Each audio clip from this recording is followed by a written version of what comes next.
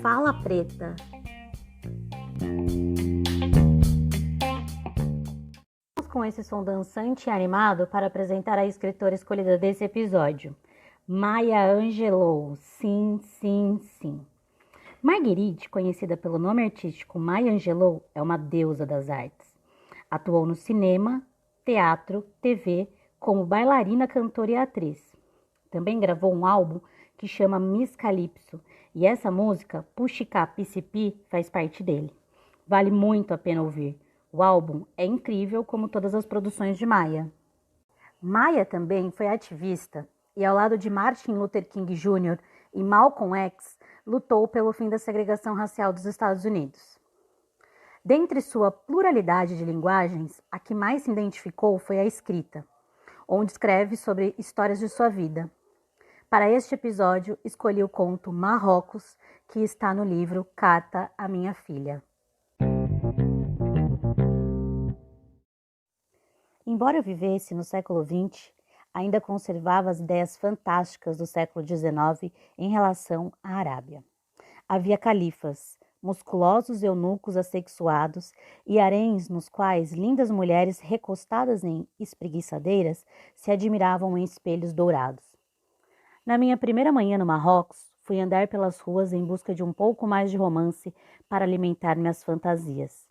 Algumas mulheres usavam roupas ocidentais, enquanto outras se mantinham castas atrás de pesados véus negros. Todos os homens pareciam elegantes e belos com o seu fez vermelho. Estava me aproximando de um ferro velho e resolvi atravessar a rua antes de ser obrigada a olhar para a vida real.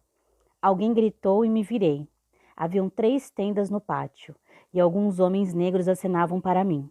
Pela primeira vez, percebi que os marroquinos, que eu tinha visto antes e ainda esperava encontrar, se pareciam mais com os espanhóis e mexicanos do que com os africanos. Os homens gritavam e acenavam. Vi que eram todos muito velhos. Minha educação me disse que eu deveria me dirigir a eles.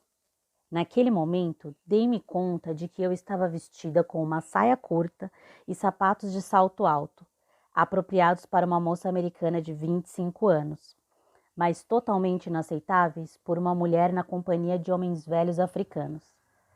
Abri caminho entre latas, garrafas quebradas e móveis jogados fora. Quando cheguei até os homens, eles se sentaram de repente. Não havia bancos atrás deles, então, na verdade, não se sentavam, simplesmente ficaram de cócoras. Fui criada por uma avó sulista, que me ensinou que era grosseria uma pessoa jovem ficar de pé ou mesmo sentar-se em local mais alto do que uma pessoa mais velha. Quando os homens se abaixaram, eu me abaixei. Eu era uma jovem dançarina e meu corpo obedecia às minhas ordens. Eles sorriram e falaram comigo numa língua que eu não conseguia entender. Respondi em inglês, francês e espanhol, que eles não entendiam. Sorrimos uns para os outros, e um homem falou alto com um grupo de mulheres que estava de pé ali perto, olhando-me com interesse. Sorri para elas, que me devolveram o sorriso. Jovens músculos treinados ou não, ficar de cócoras por tanto tempo começava a ficar desconfortável. Exatamente quando eu me preparava para me levantar e cumprimentá-los, uma mulher apareceu e ofereceu uma minúscula xícara de café que tinha em mãos. Quando segurei, percebi 2 coisas: insetos se arrastando pelo chão e os homens me aprovando, estalando os dedos. Inclinei-me, dei um gole no café e quase desmaiei. Eu tinha uma barata na língua. Olhei para os rostos das pessoas e não consegui cuspir. Minha avó teria empurrado a terra de sua sepultura e atravessado o espaço para me mostrar seu rosto de terrível desapontamento. Eu não aguentaria aquilo. Abri a garganta e bebi tudo o que havia na xícara. Contei 4 baratas. Em pé, inclinei-me diante de todos e saí do ferro velho. Segurei o nojo até sair dali. Então me agarrei à primeira parede e deixei a náusea seguir seu curso. Não contei essa história a ninguém. Passei simplesmente um mês enjoada. Quando me apresentei em Marsella, fiquei numa pensão modesta. Um dia, apanhei um exemplar bastante gasto da Reader's Digest e vi um artigo intitulado Tribos africanas viajando do Sahel para o norte da África. Aprendi que diversas tribos que seguem as velhas rotas de Mali, Chad, Níger, Nigéria e outros países da África Negra, cruzando o Saara a caminho de Meca, da Argélia ou do Marrocos e do Sudão, levavam pouco dinheiro, mas viviam do sistema de escambo. Trocavam mercadorias, mas gastavam o pouco dinheiro que tinham para comprar passas, a fim de honrar e mostrar respeito a quem os visitava.